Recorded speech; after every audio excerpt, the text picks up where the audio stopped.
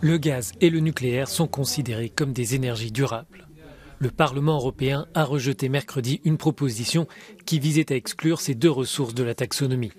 Autrement dit, le gaz et le nucléaire pourront bénéficier des investissements en faveur de la lutte contre le changement climatique.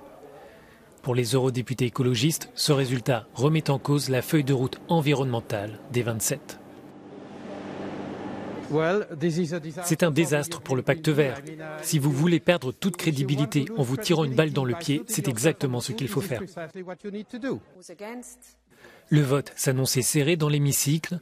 Les groupes politiques étaient eux-mêmes fracturés par les intérêts nationaux. Finalement, le scrutin s'est révélé assez clair. Une majorité de 328 eurodéputés contre 278 ne s'oppose pas à considérer le nucléaire et le gaz comme des énergies de transition. Pour les partisans de la proposition faite en janvier par la Commission européenne, ce pas est nécessaire.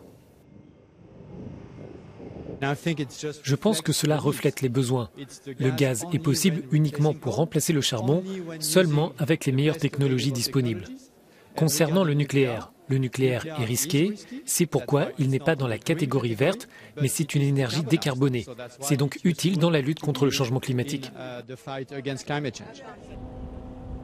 La bataille politique autour de ce texte est fondamentale dans l'engagement climatique des 27, car la taxonomie permet de classifier les investissements considérés comme durables ou non dans l'Union européenne.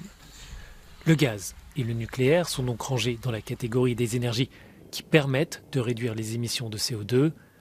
Si le Conseil, l'institution qui représente les États membres, ne s'oppose pas non plus à cette classification, alors la législation entrera en vigueur en 2023.